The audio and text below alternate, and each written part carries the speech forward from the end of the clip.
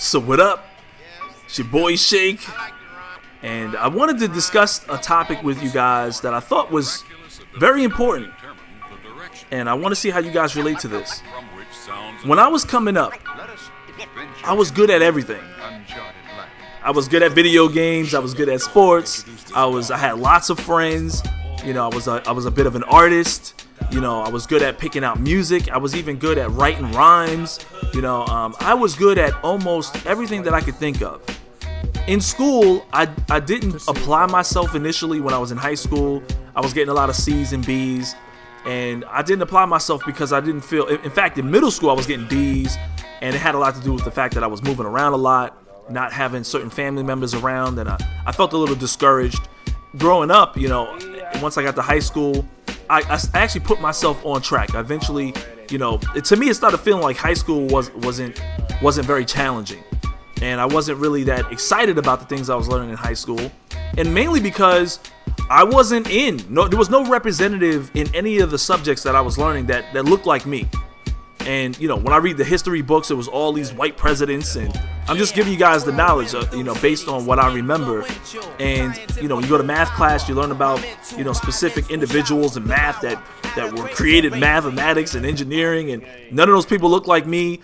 When you open up the books and you see your biology books, you see all these, you know, marine biologists and scientists and all of this stuff, and they talk about the people that started this, and none of them look like me. And I wasn't interested because there was no motivation. There was no empowering feeling that I was, you know, relevant in this country, in my history, and no one looked like me. There was no African American leaders in none of the books that I read when I was coming up that made me feel inspired or made me feel empowered. And and we had like one little section, Black History Month or whatever, Black History, you know, African history or whatever in our history books that kind of highlighted Martin Luther King. They never talked about Malcolm X. You know, they try to avoid certain things, and, you know, the history and all that stuff is all misconstrued. It's all a bunch of lies, and it's trying to keep me focused on something else to engineer me or get me ready for the working environment, you know, to make me that tool for the government, right? And so I knew this. I knew this at an early time. I had a lot of family members who were Masons. I had family members who, you know, they would consider themselves 5%ers, and they gave me certain books, certain things that I was supposed to read. So I was privy to a lot of knowledge about a lot of truthful things at an early age. I would go to school, like, you know, opening books and being like, yo, this is all lies. I mean, I actually had full books on the topics that we were studying in school that told an entirely different story. For example, Christopher Columbus, you know. And I guess what I'm trying to get at is I wasn't motivated in school. My final year in high school, I guess my senior year, I started to get my act together and took the important classes that I was supposed to take, and I passed them with flying colors because I just wanted to get out of there on good terms. And after that, you guys know I went into the military. It wasn't my initial, you know, thought that I was going to go in the military. I went to college for a year first, or almost a year and a half, and then I went to the military. But I was good at everything. I thought I had a little piece of skill in every environment. I was a great wide receiver. You know, when I played high school ball, I was a great basketball player, you know, and I had to quit all the sports to get a job to help maintain the household, because my mother, being a single parent, raising 4 boys, she couldn't handle all that on her own. So I had to get a job myself and take on the responsibility of being somewhat the dad in my house as well. And so what I'm getting at is I had that feeling. I secretly had the thought that I was meant to do something significant in life, but I didn't know what it was. And so I was very confused. Again, I didn't have a father that was guiding me. I didn't have an uncle or a grandfather to represent anything positive that could give me the inspiration to move forward in a positive way. I didn't have anybody. The only person I could look to was my mom, but she was working like 2 jobs, you know, and she was grouchy, you know, she was crabby all the time because, you know, she had a lot of responsibility. And all I could think of was leaving home. All I wanted to do was get out of my parents' house. I could not wait to get out of that house, of that apartment. You know, that 2-bedroom or 3-bedroom little apartment that we used to live in. You know, and it was a struggle. You know, there was many times the electricity would go off and it'd be off. Like, I don't mean power outage, come back on in 2 hours. I'm talking about 2-3 days off. No TV, no food. You ain't cooking food in your house when you have no electricity. You know what I'm saying? No cable. You know, I grew up with rabbit ears, struggling. You know what I mean? And you know, if we had any food in the house, the day you brought it was the same day it was gone. So if my mom's bought orange juice or milk, or even if it was Kool-Aid, it was gone in the next couple of days. You know what I'm saying? You know, bread, all of that was gone, you know, and we went through a major struggle. I remember we used to eat top ramen noodle soups on a regular basis. That stuff is processed food. It's actually very terrible for you. But we used to consume that by the boatloads because it was cheap. My mom could go to the store and buy like 20 of them, and we would have that all week long. I'd be like, yo, give me the chicken flavor, give me the steak flavor, you know, all of that. But inside of me, I felt like I had the ambition to do something phenomenal with my life. And I had no idea what it was.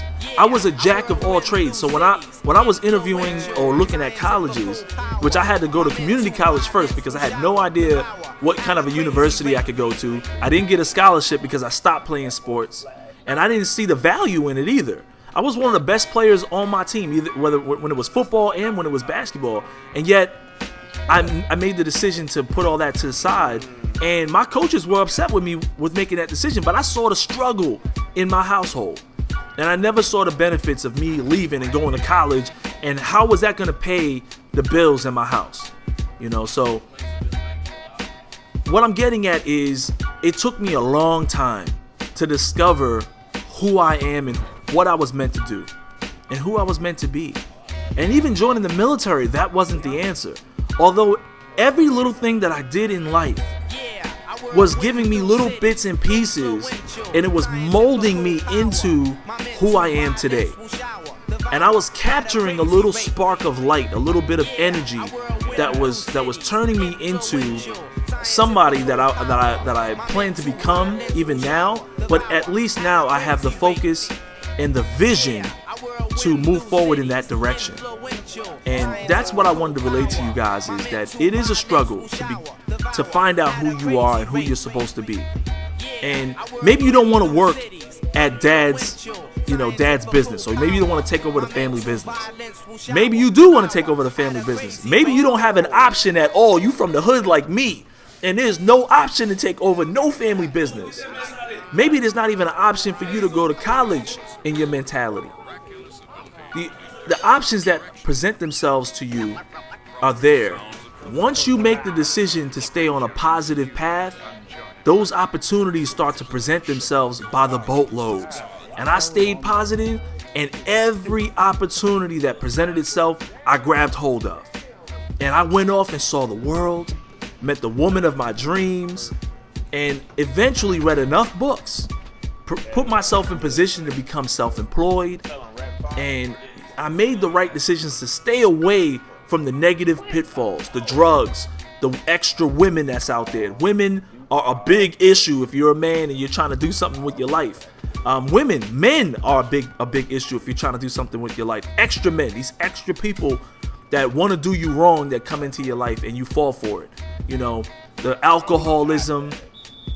I stayed away from all of the things that I felt would deter me from my goals and my future, and the vision that I had for my family, the vision that I have for my future, and the progress that I want to see in my life.